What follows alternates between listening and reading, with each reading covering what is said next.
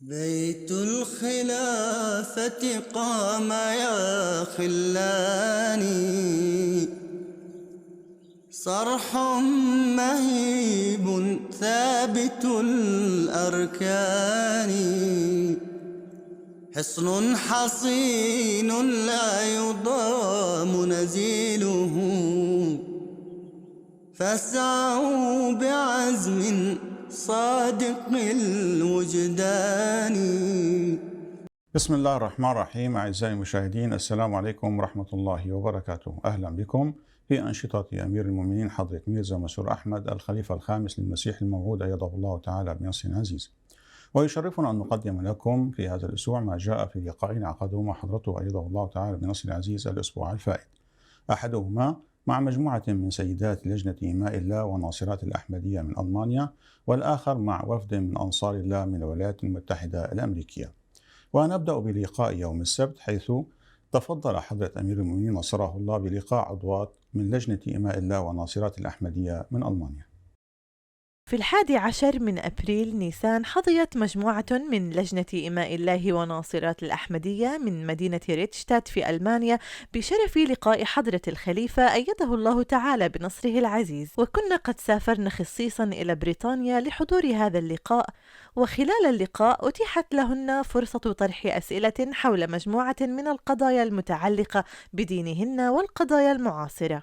سوال یہ ہے کہ جیسے ہم لوگ سوچتے ہیں کہ ہمیں یہ چاہیے یا ہمیں اس چیز کے لیے دعا کرنی اور ہمیں وہ نہیں ملتا، تو اس میں کیا بہتری ہو سکتی ہے اللہ کی؟ کل ہی خود میں نے بتایا تھا دعا کرنے کے لیے مسیح السلام نے کیا فرمایا کہ پہلے تم دعا مانگو اپنے دین کے لیے، اپنے اللہ تعالیٰ سے تعلق کے لیے. وہ تعلق مضبوط ہوگا تمہارا تو تمہاری دعائیں قبول ہوں گی. پر اللہ سے تعلق ہی نہیں ہے، صرف مجھے آج اچھے نمبر چاہیے امتحان میں تو مجھے مل جائے، مجھے اچھی اولاد چاہیے تو مجھے مل جائے، مجھے فلاں اچھے کار چاہیے تو مجھے مل جائے، مجھے گھر اچھا چاہیے مل جائے، مجھے اچھا رشتہ مل جائے، مجھے فلاں اتنے پیسے مل جائیں تاکہ میں کام کر لوں، عیاشی کروں. تو وہ تو اللہ تعالیٰ کی تو یہ پلان نہیں ہے. اللہ تعالیٰ کا پلان تو یہ انسان کو اللہ تعالیٰ نے فرمایا کہ میں نے پیدا کیا ہے عبادت کے لیے. تم نے عبادت کا حق ادا کر دیا. پہلے یہ دیکھو کیا اللہ تعالیٰ سے محبت پیدا ہو گئی. جب اللہ تعالیٰ سے محبت پیدا ہو گئی جو اس کا حق ہے، بندے کا تو کوئی حق نہیں. کل بھی انہوں نے مثال بھی دی تھی نا ایک حق کے بارے میں بھی، کہ بندے نمازیں پڑھ لے 4 بڑے غور سے، اس کے بعد سو جائے رمضان میں 30 دن روزے رکھ لیے اور بڑی تہجدیں پڑھ لی، نمازیں پڑھ لیں، اس کے بعد ختم ہو گیا قصہ، اور اس کے بعد میرا حق بن گیا اللہ تعالیٰ پہ. تو حق کوئی نہیں، اللہ پہ کوئی حق نہیں. اللہ تعالیٰ کے ہم پہ احسان ہے ہر چیز. اس کا احسان کا بدلہ ہم کس طرح اتار سکتے ہیں؟ ہم اتار ہی نہیں سکتے. لیکن کوشش یہ کرنی چاہیے کہ ہم اللہ تعالیٰ کے شکر گزار بندے بنیں، اس کا عبادت کا حق ادا کرنے والے بنیں. جب ہم ساری چیزیں کر لیں گے پھر اللہ تعالیٰ کہتے ہیں ہاں اب مانگو مجھ سے، میں تمہیں دیتا ہوں. اللہ تعالیٰ نے تو قرآن شریف میں پہلے کہہ دیا ہے کہ میری مانو، پہلے بات میرے پہ ایمان مضبوط کرو، پھر باتیں کریں گے ہم اگلی دعا قبول کرنے کی. یہی کہہ دینا جی بس میں احمدی ہو گئی، میں مسلمان ہو گئی، میں نے لا الہ الا اللہ کلمہ پڑھ لیا، اللہ تعالیٰ کا فرض بن گیا کہ وہ میرے سارے کام پورے کرے. نہیں، یہ نہیں. اللہ تعالیٰ مالک ہے. اب تم پڑھائی کر رہی ہو، تمہارا ٹیچر جو ہے وہ تم پڑھا رہا ہے اس طرح کہ یہ سبجیکٹ ہے، اس طرح پڑھنا ہے، اس میں تم محنت کرو گی تو تمہیں نمبر ملیں گے نا. محنت نہیں کرو گی تو نمبر نہیں ملیں گے. جو محنت کرتے ہیں وہی گمنازیم میں جاتے ہیں، نہیں تو گزام شولے سے ہی فارغ ہو جاتے ہیں.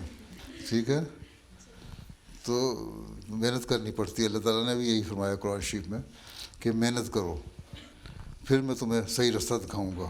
مومن کو بھی محنت کرنی پڑتی ہے. اگر تم امتحان دے رہی ہو لیکن جو محنت کرنی چاہیے وہ نہیں کر رہی، اور ایک عیسائی لڑکی یا ایتھیسٹ لڑکی جو ہے وہ محنت کر رہی ہے، وہ تمہارے سے زیادہ نمبر لے لیتی ہے، تو تم کہتی ہو کہ میں نے تو نماز ہی پڑھ لی تھی 2 رکعتیں اور میں نے پڑھائی بھی کر لی تھی اور نمبر اس کے زیادہ آ گئے، تو اس کا مطلب اللہ کا پلان غلط ہو گیا. اللہ کا پلان غلط نہیں ہوا. اللہ کے 2 قانون ہیں، ایک قانون شریعت، ایک قانون قدرت. قانون شریعت کہتا ہے کہ تم دعائیں کرو، نمازیں پڑھو، پھر میرے سے مانگو تو میں تمہیں دوں گا. قرآن شریف میں کہہ دیا کہ پہلے مجھ سے مانگو اور میرے پہ ایمان رکھو تب میں تمہاری پوری کروں گا باتیں. رب العالمین ہے, رحمان ہے, وہ ہر ایک کو جو اس کی محنت ہے اس کا پھل دے دیتا ہے, چاہے وہ عیسائی ہو یا یہودی ہو یا دیریا ہو. وہ اگر محنت کرے گا تو لے لے گا. ابھی ٹور میں تمہارے سے زیادہ نمبر لے جائے گا. تم کو جی میرا پلان تو یہ تھا, نمبر اس کے آگے, اس کا تو پلان اللہ کے ساتھ نہیں تھا. ہاں اللہ کہتا ہے میرا حق ادا کرو, پھر اپنے پلان پہ بھی عمل کرو, دیکھو پھر میں برکت ڈالتا ہوں. میرا سوال ہے کہ ترکی میں حضرت صلی اللہ علیہ وآلہ وسلم اور صحابہ کرام کے تبرکات کس حد تک اصلی ہیں؟ میں نے تو وہاں جا کے دیکھے نہیں, ٹھیک ہے, لیکن کلیم کیا جاتا ہے صحابہ وسلم کے تبرکات بعض ساتھ لے گئے تھے. وہ ہم میوزیم میں انہوں نے رکھے ہوئے ہیں, لوگ مجھے تصویریں بھی بھیجتے ہیں, اس کے ماڈل بھی بنائے ہوئے ہیں. تو وہ کلیم کرتے ہیں کہ وہ اصلی ہیں. اور سلطنت عثمانیہ جو تھی اس زمانے میں بہت سارے تبرکات وہاں آئے تھے, اس سے پہلے بھی آئے ہوں گے.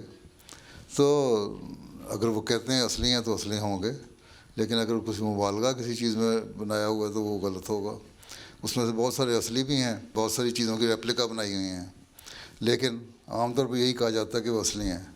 اس لیے اگر وہ رکھنے والے کہتے ہیں اصلی ہیں اور ان کی ساتھ رپورٹ ساری لکھی ہوئی ہے اس کے اصلی ہونے کی, تو ہم بھی مان لیتے ہیں اصلی ہے. تو برک ہی ہے نا. باقی اتنی پرانی تاریخ کو بعض دفعہ تو پتہ بھی نہیں لگتا.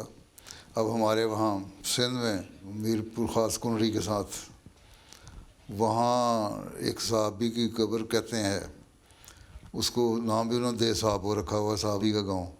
اور ایک لمبی قبر انہوں نے بنا دی. وہ صحابی تھے, بڑے بزرگ تھے, اور یہ آئے اس زمانے میں اور یہاں دفن ہوئے. اور وہ کہ یہاں سے لے کے وہاں تک اتنی لمبی قبر بنائی ہے ان کی. اتنا لمبا قد تو نہیں تھا ان کا, لیکن اس کو مبالغہ کر کے انہوں نے اس کو بڑا کر دیا. لیکن ہو سکتا ہے وہ صحابی وہاں دفن ہوں, اس لیے مسلم موعود رضی اللہ عنہ بھی جاتے تھے, دعا کرتے تھے. باقی خلفاء بھی جاتے رہے, میں بھی وہاں جا کے دعا کیا کرتا تھا کہ اگر یہ صحیح قبر ہے صحابی کی تو اللہ تعالیٰ ان کے درجات بلند کرے اور کچھ شرک کا وجہ نہ بنے. یہ لوگوں نے تو شرک کا وجہ بنا لیا, پیالے اور تحفے اور پھول اور پتہ نہیں کیا کچھ رکھ دیتے ہیں وہاں لا کے, وہ نہ ہو. تو بعض دفعہ پتہ بھی نہیں ہوتا, لیکن حسن ظن رکھنا چاہیے کہ ٹھیک ہے انہوں نے رکھیں چیزیں, یہ تو بعض چیزیں ہوں گی وہاں کی. اور بعض دفعہ نظر آتا ہے بعض چیزوں سے کہ وہ ہیں اصلی. وخلال اللقاء سألت إحدى السيدات أمير المؤمنين عن حكمة الله في خلق أطفال يولدون بإعاقات. اللہ کی حکمت ہے تو اللہ بہتر جانتا ہے, لیکن جو معذور بچے پیدا ہوتے ہیں وہ بھی بعض دفعہ انسانی غلطیوں کی وجہ سے پیدا ہوتے ہیں.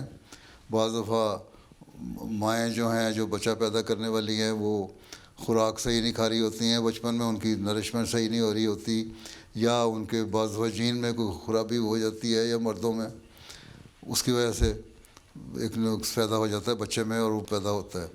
لیکن اللہ تعالیٰ کہتا ہے یہ دنیا تو تمہاری مکمل دنیا نہیں ہے نا, اصل دنیا تو جو ہمیشہ کی دنیا ہے, یہاں تو تم 70-80 سال زندہ رہ لو گے. یا بچے جو ہیں موسم ایسے بچے عموماً لمبی عمر بھی نہیں پاتے, زیادہ سے زیادہ 30-40 سال کی عمر میں بعض دفعہ فوت ہو جاتے ہیں. بہت کم ہیں جو لمبی عمر جاتے ہیں. تو ان کو اللہ تعالیٰ کہتا ہے کہ ان بچوں کو جب اس طرح پیدا ہوتے ہیں تو ویسے میں نے بخشا ہوا ہے جنت میں ان کو صحت مند رکھ کے ایک ماحول ایسا دوں گا کہ وہاں وہ جنت میں عیاشی کر رہے ہوں گے. اور تم لوگ ضروری نہیں کہ وہاں جاؤ, ماں باپ بھی اگر نیک ہوں گے تو وہاں جائیں گے, نہیں تو نہیں. اس لیے کہتے ہیں نا جتنے بچے تھے چھوٹے چھوٹے, حدیث میں آیا کہ حضرت ابراہیم علیہ السلام ان بچوں کی نگہداشت کر رہے ہوں گے, ان سے کھیل رہے ہوں گے, وہ صحت مند ہوں گے وہاں جا کے. تو اس دنیا کے تصور نہ کرنا چاہیے. جس کو خدا کا تصور ہے نا, جس کو جنت اور دوزخ کا تصور ہے, جس کو نیکی اور بدی کا تصور ہے, اللہ تعالیٰ پھر یہی رکھتا ہے کہ ٹھیک ہے اگر اس دنیا میں اللہ تعالیٰ نے کسی مشکل میں ڈالا ہے تو اگلے جہان میں ان کو بے شمار انعامات سے نوازے گا. اور جو ماں باپ صبر کرتے ہیں اس بات پہ اور بچوں کو پالتے ہیں, ان کی خدمت کرتے ہیں صحیح طرح, ان کو اللہ تعالیٰ ریوارڈ دے گا, جنت میں بھی دے گا. لیکن اللہ تعالیٰ ویسے بھی ان کو نوازتا ہے. ایسے لوگوں کے گناہ بھی اگر ہیں تو معاف کر دیتا ہے اللہ تعالیٰ, یا بہت کم کر دیتا ہے. بہت کم سزائیں ہوتی ہیں. جو دیریاں ہیں ہم میں سے بھی ہوں کہ اللہ تعالیٰ بخشنے والا ہے, رحم کرنے والا ہے. یہ بھی ٹرائل ہے ایک. اگر اس دنیا میں اس ٹرائل سے آدمی گزر جائے تو اللہ تعالیٰ اگلے جہان میں بہت نوازتا ہے. ٹھیک ہے, وہی اصل زندگی ہے. یہ زندگی 70-80 سال کی ہے نا, اگلی زندگی ہمیشہ کی ہے, یہ تصور کرنا چاہیے. وسألت سيدة أخرى أمير المؤمنين كيف يمكن لعضوات لجنة إماء الله تقوية روحانياتهن؟ اللہ تعالیٰ پہ ایمان ہے, ہاں جی مسلمان ہو, الحمد للہ. مسلمان کی کیا فرائض ہیں؟ اللہ کی عبادت کرنا, 5 نمازیں فرض جو ہیں وقت پہ پڑھیں. وہ روحانیت تیز کرنے کا طریقہ ہے, کیونکہ اللہ تعالیٰ نے یہی فرمایا ہے, جو صلات ہے, نماز جو ہے وہ روحانیت کو تیز کرتی ہے اور فحشاء اور غلط باتوں سے روکتی ہے. تو اگر انسان نمازیں پڑھ رہا ہے اور اس میں دعا کر رہا ہے صحیح طرح اللہ تعالیٰ سے, تو یہ ہو نہیں سکتا کہ اللہ تعالیٰ دعا قبول نہ کرے اور روحانیت تیز نہ ہو. یقیناً ہوتی ہے, توجہ سے پڑھیں. ہم سورہ فاتحہ پڑھ رہے ہوتے ہیں, الحمدللہ رب العالمین کے بعد الرحمن الرحیم کہنے کے بعد اگلی جب آیتیں پڑھتے ہیں نا, بہت سارے لوگ پھر کہیں سے کہیں پیچھے چلے جاتے ہیں. وہ پتہ ہی نہیں ہوتا مالک یوم الدین کا کیا مطلب ہے, ایاک نعبد و ایاک نستعین کا کیا مطلب ہے. ابھی میں نے عید کے خطبے میں ایاک نعبد و ایاک نستعین کی وضاحت کی تھی نا, اس سے بہت ساری باتیں آتی ہیں.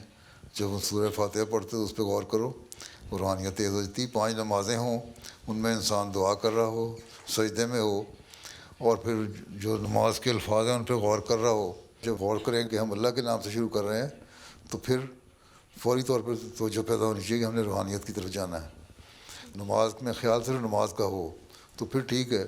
اگر نماز پڑھتے ہوئے خیال آ جائے کہ میں نے فلاں زیور خریدنا ہے, فلاں جوڑا خریدنا ہے, یا پڑھائی کر رہی ہوں تو فلاں مسئلہ پیدا ہو گیا, تو پھر روحانیت ختم ہو جاتی ہے. جو سب سے ضروری چیز نماز میں توجہ ہے. ٹھیک ہے, اور پھر اللہ تعالیٰ کے حکم جو ہے ان پہ عمل کرو, نیک کام کرو, تو روحانیت پیدا ہوتی ہے. ٹھیک ہے, جزاک اللہ. میرا سوال ہے, احمدی بچوں کو کب سے حجاب لینا شروع کرنا چاہیے؟ ابھی تم بہت چھوٹی سی ہو, تمہیں ضرورت کوئی نہیں ہے. جب تم بڑی ہو جاؤ گی نا, جب کم از کم 13-14 سال کی عمر میں ہو اور تم لگے کہ تم بڑی لڑکی لگنے لگ گئی ہو, اس وقت پھر تم حجاب لے لینا. بعض 13-14 سال میں لے لیتی ہیں, اگر بہت زیادہ بڑے لگنے لگ جائیں تو 12-13 سال میں لے لیتی ہیں. اگر تمہاری ایسی بالکل چھوٹی سی لگنے لگ ہوں تو 15-16 سال میں جا کے لیتی ہیں. تو ہر ایک پہ ڈپینڈ کرتا ہے. ہاں, اصل چیز یہ ہے کہ تمہارے دل میں ایک شرم ہونی چاہیے کہ میں مسلمان احمدی بچی ہوں, میں نے کوئی غلط کام نہیں کرنا. سب سے بڑا حجاب یہ ہے. اور اس کے بعد پھر اللہ تعالیٰ کا حکم ہے کہ عورتوں کو, لڑکیوں کو اپنا کو ڈھانک کے رکھنا چاہیے. اس لیے میں اپنا سر اور چہرہ ڈھانپ کے رکھوں, جسم ڈھانپ کے رکھوں. ٹھیک ہے, ایسے کپڑے نہ پہنوں جو ننگے ہوں, لمبی قمیض ہو, ٹراؤزر ہو, سر ڈھکا ہو جو بڑی ہو جائے, اور چہرہ کے پردہ بھی ہو, بالوں کا پردہ بھی ہو. وہ لڑکیاں جو بڑی ہو جاتی ہیں وہ کرتی ہیں. ابھی تو تم بہت چھوٹی سی ہو, تو میرا خیال تم اگر تم اس طرح ہی رہے گی جس طرح چھوٹی سی ہو تو 12-13 سال تک تمہیں ضرورت کوئی نہیں حجاب کی. اس کے بعد سوچنا. ٹھیک. اللہ تعالیٰ کے فضل سے میری 2 بیٹیاں ہیں, اور میرا سوال ہے کہ میں ان کو آپ رہنمائی فرمائیں, میں ان کو بااعتماد کیسے بنا سکتی ہوں؟ آپ لوگوں کا کام ہے دعا کرنا. جی ان کے لیے دعا کرو جی. کہ اللہ تعالیٰ ان میں نیکی قائم رکھے اور دین سے جڑا رکھے, اور اللہ تعالیٰ کی محبت ان میں پیدا ہو. آج کل میں محبت اور توحید اور عبادت پہ خطبے دے رہا ہوں, جی ان کو ذرا غور سے سنا کرو, اس میں سے پوائنٹ نکالو اور اس کے مطابق دعا کیا کرو. جی. ہر ماں باپ اگر دعائیں کرنے لگ جائیں اپنے بچوں کے لیے تو بچے انشاءاللہ ٹھیک ہو جائیں گے, بااعتماد بھی ہو جائیں گے. اور ان کو کمپلیکس دور کرو کہ تمہیں کسی قسم کا کمپلیکس نہیں ہونا چاہیے, احساس کمتری نہیں ہونا چاہیے کہ فلاں تمہاری اسکول کی لڑکی جو ہے جرمن, اس نے فراک پہنی ہوئی ہے, یا گرمیوں میں اس نے سلیو لیس قمیضیں پہنی ہوئی ہیں, یا کھلے بال لے کے پھر رہی ہے.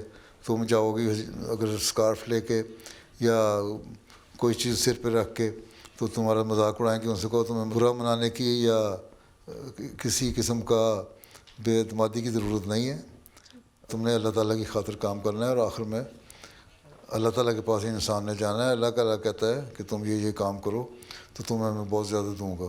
تو بچپن سے ان کو دین کی باتیں سکھائیں, دین کی عادت ڈالیں, اعتماد پیدا کریں کہ تم جو کر رہی ہو صحیح ہو, جو دوسری دنیا کر رہی ہو غلط ہے. اس لیے اسلام آیا تھا, وسلم آئے تھے, اور اس کے بعد آپ کے غلامی میں مسیح موعود آئے، اور اسی کام کے لیے ہم احمدی ہیں. پکے مسلمان احمدی تبھی بن سکتے ہیں جب ہم اپنی مثال قائم کریں. دنیا کو ہم نے اپنے پیچھے چلانا ہے، ہم نے دنیا کے پیچھے نہیں چلنا. تو یہ اعتماد پیدا کریں اور ساتھ دعا کریں. وذكرت إحدى الحاضرات أنه إذا كانت بعض صديقاتها منخرطات في أعمال خاطئة فكيف ينبغي لها أن تتعامل مع هذا الوضع؟ تو برا کام کر رہی ہے تو اس کو روکو کہ دیکھو یہ برا کام ہے، اس کو نہیں کرنا چاہیے. اور اگر پھر بھی وہ کرتی ہے اور تم سمجھتی ہو کہ تمہارے پہ اثر انداز ہو رہا ہے اس کا کام، تو پھر اللہ تعالیٰ کا حکم یہ ہے کہ ایسے دوستوں کو چھوڑ دو اور اچھے دوست بناؤ. اور اچھے دوست دیکھو جو قربانی کرنے والے ہوں، جو تمہاری بات ماننے والے ہوں. اگر وہ مسلمان نہیں بھی ہیں، خدا کو نہیں بھی مانتے، اچھے اخلاق اگر رکھتے ہیں، لوگوں کا مذاق نہیں اڑاتے، خدا تعالیٰ کو برا بھلا نہیں کہتے، اس کا مطلب ہے ان میں صلاحیت ہے، نیکی فطرت ہے، اس لیے ان کو تم دوست بنا سکتی ہے. پھر آہستہ آہستہ اپنا اثر ڈالو، خود نیک ہو تو ان پہ اثر پڑ جائے گا. حضرت مسیح علیہ السلام کے زمانے میں ایک سکھ تھا، بلکہ اس نے لکھا کہ میں مذہبی آدمی ہوں لیکن میں دہریہ ہو رہا ہوں، میں ایتھیسٹ بن رہا ہوں، خدا سے دور جا رہا ہوں، کیا کروں؟ حضرت نے اس کو فرمایا کہ تم کالج میں یونیورسٹی میں پڑھتا تھا کہ تم جہاں بیٹھتے ہو نا اسکول میں کلاس میں، اور تمہارے ساتھ جو تمہارا دوست ہے یا تمہارا کلاس میٹ ہے، سیٹ فیلو ہے، وہ دہریہ لگتا ہے مجھے، تو اس جگہ چھوڑ کے جگہ بدلو، دوسری جگہ چلے جاؤ. تو اس نے جگہ بدلی اور کچھ مہینوں کے بعد نے خط لکھا کہ واقعی آپ ٹھیک کہتے تھے، میں نے اس لڑکے کو چھوڑ دیا. میں بات بھی نہیں کرتا تھا اس سے زیادہ، لیکن اس کے باوجود مجھے اثر ڈال رہا تھا دہریہ ہونے کا، خدا سے دور لے جانے کا. تو میں نے اس کو چھوڑ کے سیٹ بدلی اپنی، اور اب میرے دوبارہ خیالات میں مذہبی ہو گیا ہوں، اللہ کو ماننے لگ گیا ہوں. تو اللہ تعالیٰ کا یہی حکم ہے کہ ایسی جو مجلسیں ہوتی ہیں جہاں برے لوگ ہوں ان کو چھوڑ دو، تبھی تم بچ سکتے ہو. یہ تو ہمت پیدا کرنی چاہیے، اعتماد پیدا کرنا چاہیے اپنے اندر. ڈر کے نہ رہو کہ جرمن ہے ہمیں کیا کہیں گے، یہ فلاں ہے ہمیں کیا کہیں گے. کچھ نہیں، ہم نے دنیا کو اپنے پیچھے چلانا ہے. تم لیڈر ہو، باقی تمہیں فالو کرنے والے ہیں. اپنے آپ کو لیڈر بناؤ، دنیا سے ڈرنے کی ضرورت نہیں. ساری بیٹھی ہیں نا عورتیں، یہ سمجھیں ہم نے دنیا کو اپنے پیچھے چلانا ہے، ہم نے ان کے پیچھے نہیں چلنا. جو دنیا میں لیڈر بنتے ہیں، جو انقلاب لاتے ہیں، وہ کس طرح لاتے ہیں؟ اس لیے وہ اپنے پیچھے لوگوں کو چلاتے ہیں. تم لیڈر بن جاؤ، کسی کمپلیکس کی ضرورت نہیں. میرا سوال ہے کہ سننے کو ملتا ہے کہ اکثر بچوں میں ڈپریشن بڑھ رہی ہے اور خاندانوں میں جھگڑے بھی اس وجہ سے بڑھ رہے ہیں، احمدیہ جماعت میں بھی. ایسے میں ہم اپنے خاندان کے ساتھ پیار اور مضبوط رشتہ کیسے بنا کر رکھ سکتے ہیں؟ اور اگر لگے کہ رشتہ کمزور ہو رہا ہے یا خاندان میں کسی اپنے کو ڈپریشن یا ذہنی مسئلہ ہے تو ہمیں کیا کرنا چاہیے؟ لوگ دنیا داری کی طرف چلے گئے ہیں. دنیا داری کی طرف زیادہ جانے کی وجہ سے خواہشات بڑھ گئی ہیں. جب وہ خواہشات پوری نہیں ہوتی تو مرد بھی اور عورتیں بھی زیادہ سوچنے لگ جاتی ہیں کہ ہماری خواہشات پوری نہیں ہوتی، اور اس فلاں عورت کے پاس اتنے پیسے، فلاں مرد کی اتنی اچھی کار، فلاں فیملی کے پاس اتنا اچھا گھر اور ہمارے پاس نہیں ہے. وہ پھر سوچ سوچ کر نا ڈپریشن بھی آ جاتا ہے. پھر اس کے بعد اگر شادی شدہ ہیں تو میاں بیوی سے لڑتا ہے، بیوی میاں سے لڑتی ہے. اور بچے اگر ہو جائیں تو بچے ڈسٹرب ہو رہے ہوتے ہیں کہ کیا ہو گیا ان کو، ماں باپ کو ہمارے دماغ ہل گیا ان کا. اگر بڑے ہیں تو وہ بھی سوچ رہے ہوتے ہیں. تو اس لیے پہلی بات تو یہ ہے کہ اللہ تعالیٰ کہتا ہے دنیا کی خواہشات کو کم کرو اور اللہ کی محبت کی خواہش کو زیادہ کرو. حضرت انسان کو میں نے کئی دفعہ بیان کیا ہے، آپ نے فرمایا کہ اگر تم اللہ کو پکڑنے کی کوشش کرو گے نا، دنیا تمہارے پیچھے آئے گی، اور اگر تم دنیا کے پیچھے دوڑو گے تو دنیا تمہارے سے دور بھاگے گی. اس لیے پہلی بات تو یہ ہے کہ اللہ سے تعلق پیدا کرنے. ایک احمدی مسلمان کا تو یہی فرض ہے نا. ہم احمدی مسلمان دعویٰ کرتے ہیں کہ ہم احمدی مسلمان ہیں، پکے مسلمان ہیں.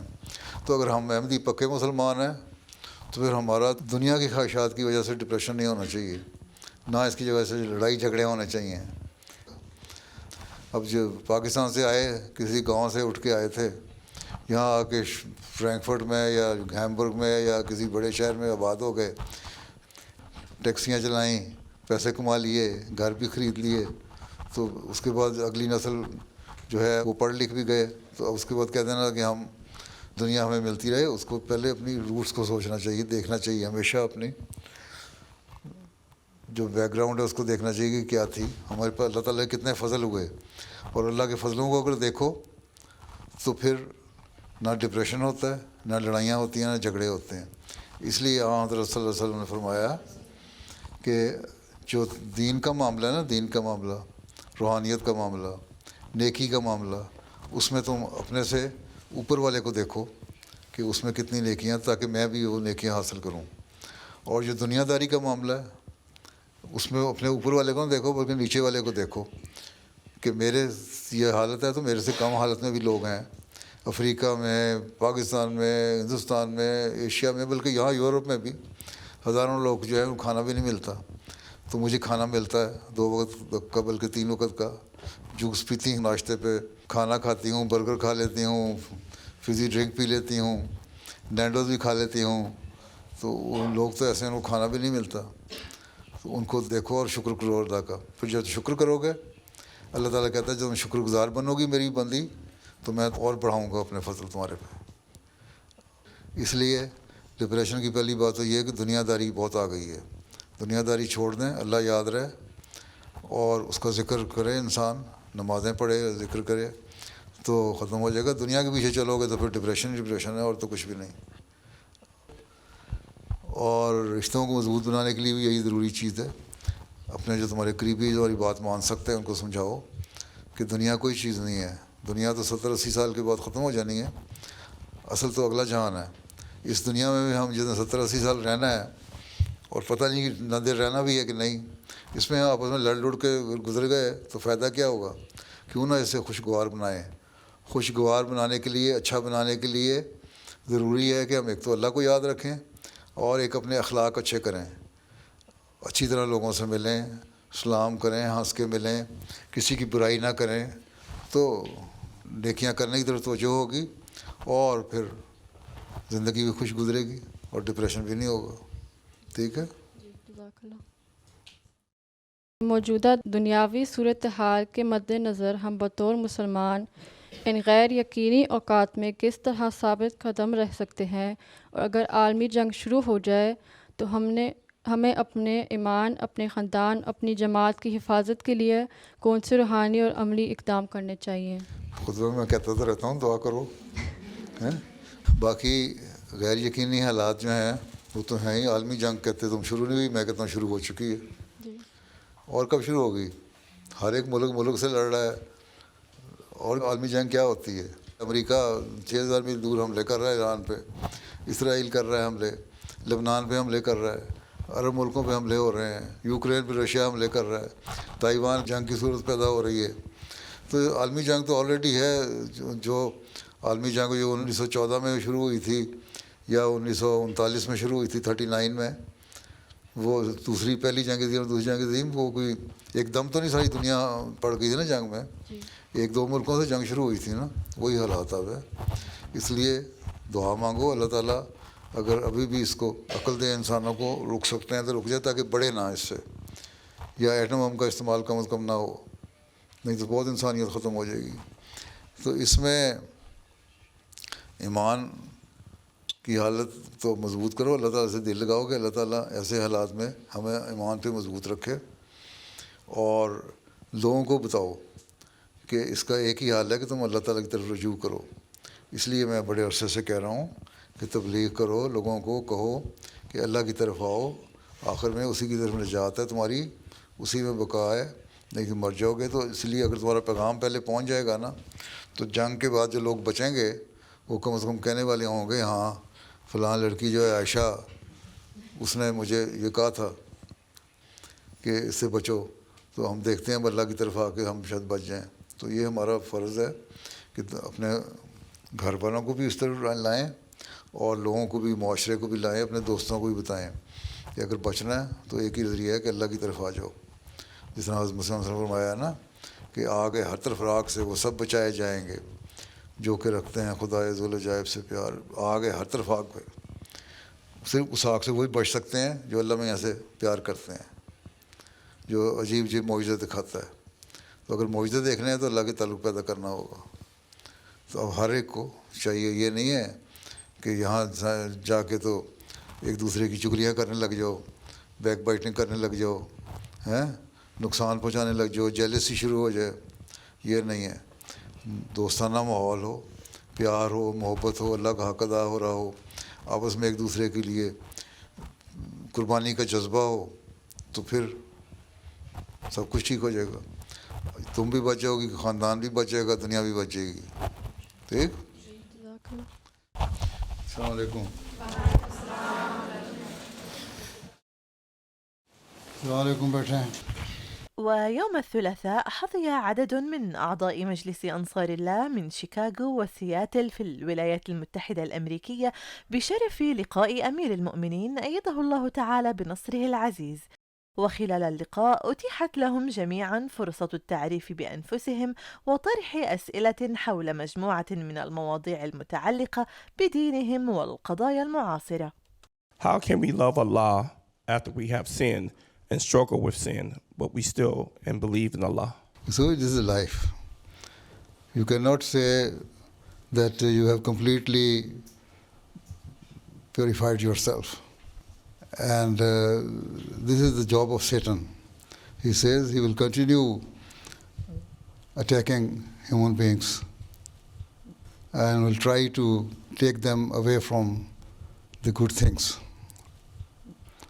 So our duty is to continually pray to Allah Ta'ala, seek Allah's help, and ask Him that Allah Ta'ala will save you from Satan and give you the strength to keep yourself away from all the sins. So this is a struggle, continuous fight till the last day of a person. So if you are struggling hard and honestly struggling hard, then Allah will reward you for this life. But never be relaxed. Never give up. Don't say we cannot do it. Beloved Hazur, many of us have migrated to Western countries and we feel strong sense of gratitude for all the stability and comforts. However, at times these same countries become involved in international conflicts and wars. This creates a moral and emotional dilemma for us. In such situation, how should we, as law-abiding and loyal citizens, balance our gratitude and civic responsibility to our adopted countries with our concerns about justice and global peace? اگر migrate کر لو افریقہ تو وہ لوگ بھی جنگوں میں پڑے ہوئے ہیں. سوڈان, صومالیہ, ایریٹریا اور یہ مڈل ایسٹرن ملک جو ہیں ملکوں میں فساد ہیں. سیریا ہے, عراق ہے, لیبیا ہے, الجزائر ہے, ہر ملک میں فساد ہیں. ہاں یہ کہہ سکتے ہو کہ ان لوگوں کے ڈبل سٹینڈرڈ ہیں ان ملکوں میں, اور آپ لوگ یہاں آئے تھے اپنے حالت کو بہتر کرنے کے لیے. اکنامکلی آپ کے ساؤنڈ ہو گئے ہیں, یہاں آ کے بہتر ہو گئے ہیں.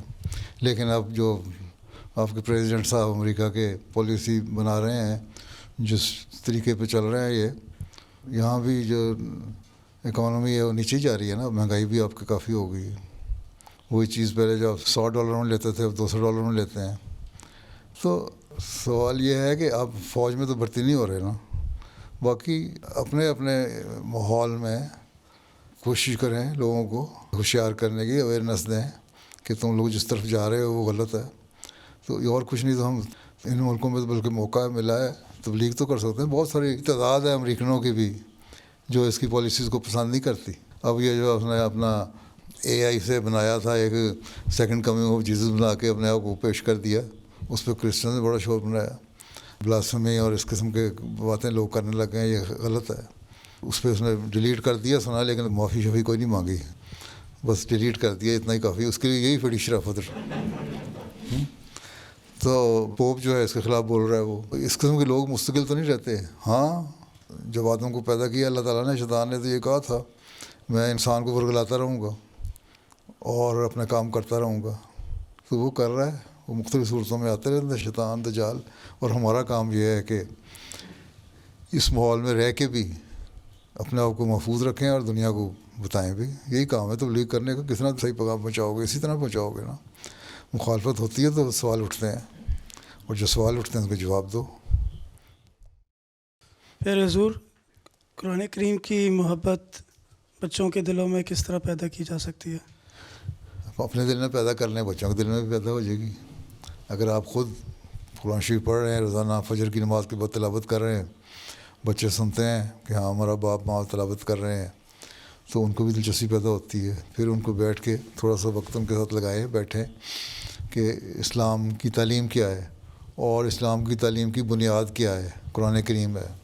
حضرت صلی اللہ علیہ وسلم پہ جو شریعت اتری وہ کیا ہے, وہ قرآن کریم ہے. قرآن کریم ہمیں کیا کہتا ہے, ہمارے مورل ڈیوٹی کیا ہے, ہماری ڈومیسٹک اوبلیگیشنز کیا ہیں, ہماری بچوں کے بارے میں ذمہ داریاں کیا ہیں, اور ہماری سوسائٹی سے ہم نے کتنا ڈیل کرنا ہے, اور اللہ کی عبادت کتنا کرنی ہے. تو یہ ساری باتیں جب آپ ڈسکس کر رہے ہوں گے تو وہ اپنا سیل فون اور آئی پیڈ اور اینڈرائڈ وغیرہ بیٹھے جو دیکھ رہے ہوتے ہیں, صرف اس پہ نہیں رہیں گے. کوئی تھوڑا سا آدھا گھنٹہ آپ کے ساتھ لگائیں گے تو ان کو دلچسپی پیدا ہوگی کہ ہاں پھر وہ کوشش کریں کہ ہم بھی قرآن کریم پڑھ کے دیکھیں. اور بعض دفعہ کیونکہ قرآن کریم ترجمہ پرانی انگلش اسکرپچر میں ہوتی ہے, بعض لڑکے کہتے ہیں ہمیں سمجھ نہیں آتی, تو پھر ان کو سمجھائیں کہ کیا مطلب. ایک دو ہی لفظ ہیں, داؤدی والے کے فرق ہی ہے نا, اس کے علاوہ تو کچھ بات نہیں ہے. باقی تو نارمل انگلش لکھی ہوتی ہے, وہ بتاتے ہیں ان کو. تو بہرحال جب تک بیٹھیں گے نہیں بچوں کے ساتھ, اس وقت تک نہ ان کو دین کا پتہ لگ سکتا ہے, نہ قرآن کا پتہ لگ سکتا ہے, نہ اسلام کا پتہ لگ سکتا ہے, نہ ان کی اپنی روٹس ہیں ان کو پتہ لگ سکتا ہے. ٹھیک ہے حضور, کچھ افراد نظام کو قریب سے نہ دیکھنے کے باعث کچھ عہدیداران کے غلط رویے کو ہی نظام سمجھتے ہیں. ہم کس طرح ان بھائیوں کی رہنمائی کریں تاکہ نظام کو مستحکم کرنے اور انسانی کمزوریوں سے پیدا ہونے والے خلا کو پر کرنے میں مددگار ثابت ہوں؟ جو عہدیدار اپنے عہدے کو نہیں سمجھتے, اپنے نظام کو نہیں سمجھتے, ان کے لیے ریفریشر کورس ہونا چاہیے نا. پھر ہر تیسرے مہینے سال میں 2 دفعہ ان کو بتائیں نظام کیا ہے, تمہاری ذمہ داریاں کیا ہیں. میں خطبوں میں بیان کر چکا ہوں, خطبے بھی نہیں سنتے, اس کا مطلب بیان تو کر چکا ہوں. ذمہ داریاں کیا ہیں عہدیداروں کی, اور ان کو کس طرح اپنے آپ کو اصلاح اپنی کرنی چاہیے, اور کس طرح لوگوں کے ساتھ ڈیل کرنا چاہیے. ٹھیک ہے, بہت سارے لوگ ہیں, کوئی بھی کہا ہے نا, لوگ ناراض ہو جاتے ہیں عہدیداروں کو دیکھ کے. تو عہدیدار پہلے اپنی اصلاح کریں, اس کے بارے میں بہت دفعہ کہہ چکا ہوں. ابھی چند مہینے پہلے میں نے ایک خطبہ دیا تھا. ہر سال ایک آدھ خطبہ آ ہی جاتا ہے اس پہ. اگر آپ لوگوں نے نہیں سیکھنا اس سے تو میں کیا کر سکتا ہوں, سمجھانا ہی کام ہے نا میرا. اللہ تعالیٰ کو تو یہی حکم ہے قرآن شریف میں کہ نصیحت کرو, نصیحت کرنا تمہارا کام ہے. آگے سمجھنا, دماغ کھولنا اللہ کا کام ہے, اور آپ کی کوشش ہے کتنا دماغ کھولنا چاہتے ہیں. تو اس لیے پہلی بات تو یہ عہدیدار اپنی اصلاح کریں. اور جو لوگ سمجھتے ہیں کہ عہدیدار ہی نظام جماعت ہے, ان کے لیے جب آپ مہینے کا اجلاس ہوتا ہے یا 2 مہینے بعد اجلاس ہوتا ہے, وہاں بتائیں کہ عہدیدار نظام جماعت نہیں, نظام جماعت کہ یہ مددگار ہے. عہدیدار اس لیے بنائے گئے ہیں کہ ہمیں مدد مل جائے اور خلیفہ وقت کے مددگار بن جائیں. اور یہ بات عہدیداروں کو بھی بتائیں, لوگوں کو بھی بتائیں کہ ان کو سمجھایا کریں مددگار کی حیثیت سے تمہارا کام ہے کہ تمہارے عبادت کے معیار بھی اچھے ہونے چاہیے, تمہارے اخلاق کے معیار بھی اچھے ہونے چاہیے. اور جب یہ ہوگا تو پھر تمہیں سمجھ آئے گی کہ نظام جماعت کیا ہے. نظام جماعت کے بارے میں آگاہی دیتے رہنا چاہیے, لوگوں کو بتاتے رہنا چاہیے کہ یہ نظام جماعت ہے, خلافت کے گرد سارا کچھ گھوم رہا ہے, اور خلافت مسیح موعود علیہ السلام کے مشن کے گرد گھوم رہی ہے, اور مسیح موعود علیہ السلام کا مشن حضرت صلی اللہ علیہ وسلم کی جو دین ہے اس کو دنیا میں رائج کرنے کے لیے آیا ہے, اور اللہ تعالیٰ کی حکومت کو رائج کرنے کے لیے آیا ہے. تو یہ باتیں میں خود میں بھی بتا رہا ہوں آج کل. ٹھیک ہے, اس پہ اگر غور کر لیں, لوگوں کو سمجھا دیں, خود بھی سن لیا کریں تو ان کو پتہ لگ جائے گا نظام جماعت کا. اور بہت کام ایسے ہیں جن کو پتہ نہیں ہوتا. میں نے عہدیداروں پہ خطبہ جو دیا تھا اس پہ لوگوں نے بہت ساروں نے مجھے لکھا خطا ہے کہ ہمیں نظام جماعت کا بھی پتہ لگ گیا. جو سنتے ہیں خطبہ پھر ان کو خطبہ ہی سنا دیا کریں نا, اور ہمیں یہ بھی پتہ لگ گیا کہ ہمارے عہدیدار غلط تھے اور کہاں ہماری غلطیاں تھیں. تو یہ تو مستقل کام ہے سمجھانے کا. دنیا میں کہیں بھی یہ نہیں ہوتا کہ ایک دفعہ آپ نے پڑھ لکھ لیا, PhD بھی انہوں نے کر لی ہے, تو ان کا کیا خیال ہے کہ ان کے ورک شاپ نہیں ہوتے, ان کے سیمینارز نہیں ہوتے. ہوتے ہیں اس لیے ہوتے ہیں تاکہ اپنے رینیو کرتے رہیں علم کو. اور جو نئے لوگ ریسرچ کرنے والے ہیں اپنے پیپر پڑھتے ہیں, یہ اپنے پیپر پڑھتے ہیں, نئی نئی باتیں ہوتی ہیں, شیئر ہوتے ہیں, میٹنگ ہوتے ہیں, سائڈ میٹنگز ہوتی ہیں, اس میں ان کے جب سیمینار ہو رہے ہوتے ہیں اس میں بھی ڈسکس کر رہے ہوتے ہیں. تو اس طرح مستقل نصیحت کرنا جماعت میں کے اندر بھی ہونا چاہیے نظام. ٹھیک ہے. پیارے حضور، میرا سوال ہے جماعت کے اندر اتحاد اور بھائی چارے کو فروغ دینے کے لیے انصار اللہ کو کیا کردار ادا کرنا چاہیے؟ انصار اللہ کا مطلب کیا ہے؟ ہیلپر آف اللہ، مددگار ہے نا اللہ کے. مددگار. جی. تو اللہ کیا چاہتا ہے آپ سے؟ اللہ تعالیٰ یہ چاہتا ہے نا بھائی چارہ قائم ہو. ہیں جی حضور. تو وہ بھائی چارہ قائم کریں. کیا کرنا چاہیے؟ اپنا نمونہ دکھائیں اور مدد کریں لوگوں کی. ٹھیک ہے. سمجھائیں بچوں کو، اپنے بچے سمجھ کے ان سے ٹریٹ کریں. اپنے چھوٹے جو عمر میں خدام ہیں ان کو اپنے بھائیوں کی طرح سمجھیں. گھروں میں اپنے اچھا مثال قائم کریں، بچوں کے سامنے اچھی مثال قائم ہو. اور انصار میں آپ لوگ انصار بن کے رہیں، ایک دوسرے کو بتائیں کہ انصار کا مطلب کیا ہے، کس طرح ہم نے ایک دوسرے کی مدد کرنی ہے. اسی طرح بھائی چارہ بنتا ہے. جو غیر ہیں، دشمن ہیں، ان کو بھی اللہ تعالیٰ کہتا ہے دوست بن جاتے ہیں. تو جو اپنے ہیں ان کو دوست بنانا چاہیے. اب پچھلے دنوں کو سوال کیا کہ اگر کرائسس آتا ہے، جن کے پاس وسائل نہیں ہیں، جو کرائسس آتا ہے، جنگی حالات ہوتے ہیں، تو وہ کس طرح اپنا 3 مہینے کا فوڈ سٹور کر سکتے ہیں. تو میں نے ان کو بتایا تھا کہ پھر جتنا وہ کر سکتے ہیں وہ کریں، اور جو نہیں ہے باقی جو انصار ہیں یا دوسرے لوگ ہیں وہ ان کی مدد کریں اور اپنے بھائیوں کی مدد کریں. اس سے بھائی چارہ پیدا ہوگا. وہی مواخات جو حضرت صلی اللہ علیہ وسلم نے مدینہ میں پیدا کی تھی، بھائی کو بھائی بنایا تھا. اس طرح آپ لوگ بھائی بھائی بنیں، ایک دوسرے کے کام آئیں، تحفے دیں، سلام کریں، عید پہ جائیں، ملیں جلیں، تو بھائی چارہ قائم ہوتا ہے. وہ مواخات کا نمونہ آ گیا نا مدینہ میں جو تھا، وہ آپ کے سامنے ہے. وہ تو اپنی جائیدادیں اور بلکہ اپنی اگر ایک سے زائد بیویاں چھوڑ کے دوسرے کو دینے میں تیار ہو گئے تھے. تو یہ اعلیٰ اخلاق اگر ہوں تو بھائی چارہ قائم ہو جاتا ہے. ٹھیک ہے. میرا سوال ہے کہ دنیا کے بگڑتے ہوئے ان حالات میں لوگ ذہنی سکون کی تلاش میں ہیں. اس وقت اسلام کا پیغام پہنچانے کے لیے سب سے بہتر طریقہ کیا ہے؟ رہنمائی فرمائیں. ان کو بتائیں اللہ کی طرف آؤ. آپ خطبے سنتے ہیں میرے؟ آج کل سن رہے ہیں نا. پہلے میں نے محبت الہی پہ کیا، پھر میں نے عبادت پہ کیا، پھر میں نے توحید پہ آج کل دے رہا ہوں. اس میں ذہنی سکون کی باتیں ہو رہی ہیں نا ساری. وہ آپ سن لیں، جذب کر لیں، اس میں پوائنٹ نوٹ کریں اور لوگوں کو بتائیں. خود اپنے اوپر عمل کریں. اللہ تعالیٰ بھی کہتا ہے اللہ بذکر اللہ تطمئن القلوب، کہ یقیناً اللہ کا جو ذکر ہے، اللہ کو یاد کرنا جو ہے وہ تمہارے دل کو سکون دے گا. تو اللہ تعالیٰ کا یہ دعویٰ ہے. تو اللہ تعالیٰ کا دعویٰ جھوٹا نہیں ہو سکتا. اس کا مطلب ہمارے اندر کمی ہے، ہم اس کو پوری طرح عمل نہیں کر رہے اس پہ. اگر ہم عمل کریں تو اللہ کی بات غلط نہیں ہو سکتی. جس طرح مریض آیا، اس کو پیٹ خراب تھا، حضرت صلی اللہ علیہ وسلم کے پاس آیا، اس کو جا کے شہد دو.